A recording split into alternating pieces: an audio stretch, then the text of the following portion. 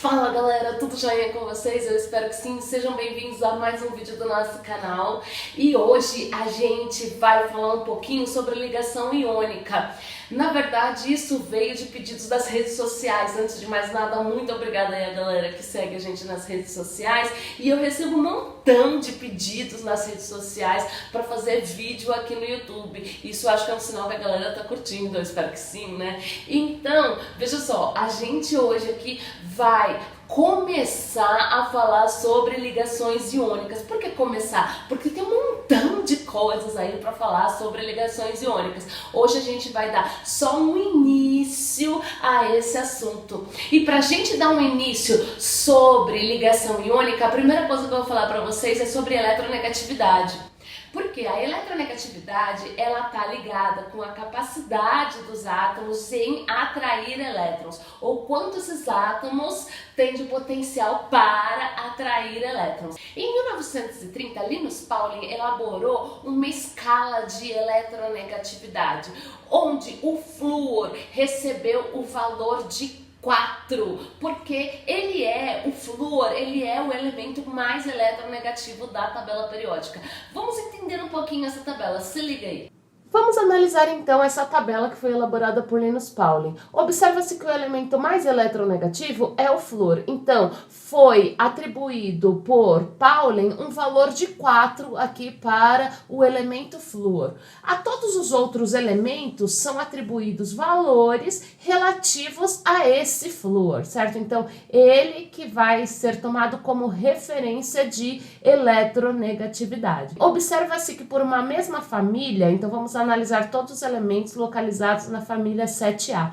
Para uma mesma família, observa-se que o aumento da eletronegatividade é de baixo para cima, certo? Por quê? Porque esse elemento, esse primeiro elemento que aparece aqui, que é o flúor, em comparação com os demais dessa família, é o elemento que possui o menor número de níveis energéticos. Isso quer dizer que ele só possui, na verdade, 2 níveis. Então, os elétrons de valência estão localizados no segundo nível energético. Isso quer dizer que estão mais próximos do núcleo do que os demais. O elemento cloro, por exemplo, ele possui 3 níveis. Isso quer dizer que os elétrons de valência, os elétrons localizados no nível mais energético, já estão mais longe do núcleo. E é o núcleo com a carga nuclear que atrai esses elétrons. Então, a atração vai ser menor do que a atração que ocorre no flúor, e assim sucessivamente.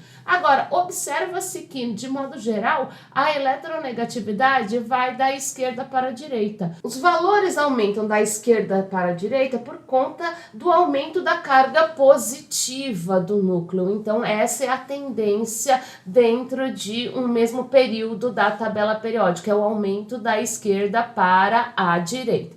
Mas percebam que os elementos com maior eletronegatividade são os elementos localizados aqui mais à direita, ou seja, são os não metais. Mas aí você pode estar se perguntando: o vídeo não era sobre ligação iônica? Por que então a gente está falando sobre eletronegatividade? Porque a gente vai entender o conceito de ligação química por meio da eletronegatividade. Se liga só. Vamos compreender, então, a relação entre eletronegatividade e a ligação iônica. De acordo com o modelo de ligação de Lewis, uma ligação iônica ela é formada pela transferência de elétrons do nível de valência de um átomo de menor eletronegatividade para o nível de valência de outro de maior eletronegatividade. Então, vamos analisar aqui, ó. Se eu tiver o sódio e o cloro, então eu tenho esses 2 elementos. O que acontece? O sódio, ele possui uma eletronegatividade de 0,9 e o cloro possui uma eletronegatividade de 3. Então veja, quem tem a maior eletronegatividade é o cloro. Então, se os elétrons vão do átomo de menor eletronegatividade para o de maior eletronegatividade, eles serão transferidos do sódio para o cloro. Se a gente fizer, então, a distribuição eletrônica do sódio, ele possui um elétron no nível de valência, ou seja, no seu último nível energético. Já o cloro, ele possui aqui, ó, 7 elétrons no seu último nível, ou seja, no seu nível mais energético. Como o sódio, então, ele tem uma menor eletronegatividade, é ele que vai transferir elétrons para o cloro. Então, veja que esse elétron que estava no nível de valência vai para o cloro. Isso quer dizer que o sódio perde o último nível. Já o cloro recebe esse elétron. Então, se ele tinha aqui, olha, 7 elétrons no nível de valência, ele vai ficar aqui com 8 elétrons. Se o sódio, ele perde um elétron, significa que ele vai ficar com a carga positiva. Por quê? O sódio, ele possui número atômico igual a 11. Então, se eu estou falando do átomo de sódio, ele possui 11 prótons, 11 elétrons. Se ele perde um elétron do nível de valência, quer dizer que ele vai ficar aqui, ó, com 10 elétrons. Então, ele fica com uma carga positiva. E enquanto isso, o cloro, como ele vai receber um elétron desse sódio, ele fica com essa carga negativa. Muito bem. O sódio só tem um elétron para transferir do nível de valência, enquanto o cloro só precisa de um elétron para se tornar estável, devido à regra do octeto. Isso quer dizer que a fórmula entre sódio e cloro vai ficar NaCl. Por quê? Porque eu preciso de um sódio apenas, porque ele doa um elétron, enquanto eu também preciso de apenas um cloro, porque ele só precisa de um elétron para se tornar estável. Então, aqui a relação é de 1 para 1. Então, a fórmula desse composto iônico fica NaCl. Agora, veja, a gente sabe que existe uma diferença de eletronegatividade. A gente sabe que o elemento mais eletronegativo é que recebe os elétrons transferidos do elemento de menor eletronegatividade. Veja que a diferença de eletronegatividade entre o cloro e o sódio é de 2,1. Por quê? Veja que o cloro, ele possui uma eletronegatividade de 3, enquanto o sódio possui uma eletronegatividade de 0,9. Aí você vai me falar assim, e o que isso influencia? Influencia que quanto maior a diferença de eletronegatividade entre os elementos, maior é o caráter iônico dessa substância.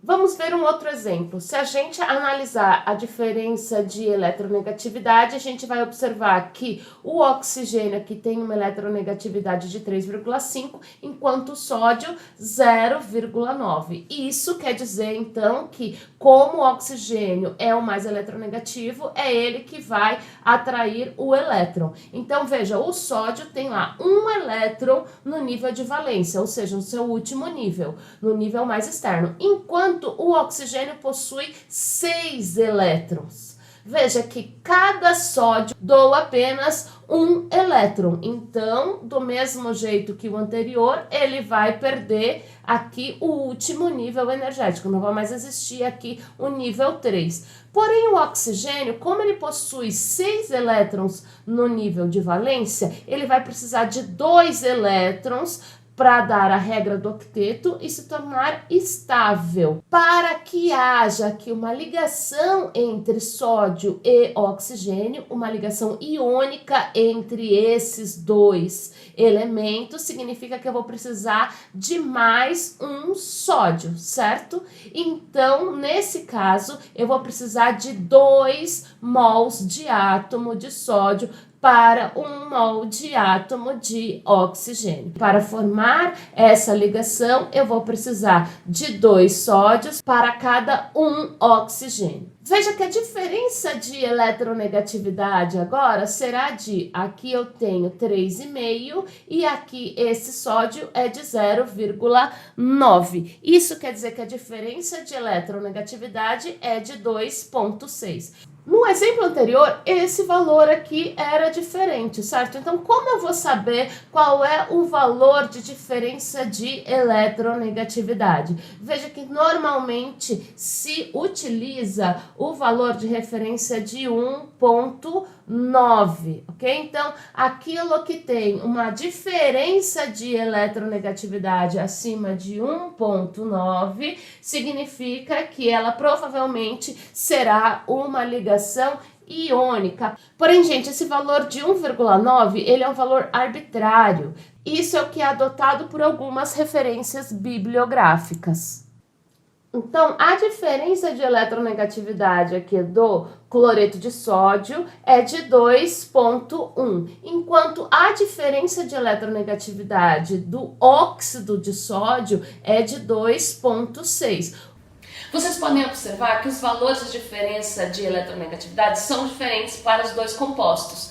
Isso pode influenciar no caráter iônico? Sim.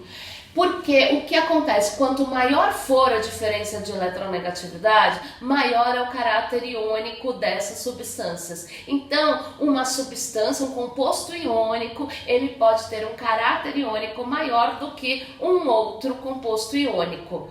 Mas, gente, de uma forma geral, são considerados compostos iônicos, porque tem uma porcentagem de caráter iônico muito alta. Aí você vai me falar assim, ok, então eu consigo calcular a porcentagem de caráter iônico? Sim, consegue. E isso eu ainda vou fazer num próximo vídeo e a gente vai discutir isso. De uma forma geral, um composto iônico, ele é formado de um metal e um não metal, que possuem uma diferença de eletronegatividade grande. Por isso que acaba se adotando esse valor de 1,9, mas que ele é muito arbitrário, ok? Mas aí você vai me perguntar, então todo composto formado por metal e não metal, ele é considerado iônico? De uma forma geral até é, mas existem exceções para isso, como por exemplo o óxido de chumbo 4. Tá? Mas isso a gente também vai ver em vídeos futuros. De uma forma geral, você pode considerar que uma ligação iônica é formada por um metal e não metal. As exceções a gente ainda vai ver, ok, gente? Esse foi o tema do nosso vídeo de hoje. Eu espero que vocês tenham gostado, tá? Até o nosso próximo vídeo.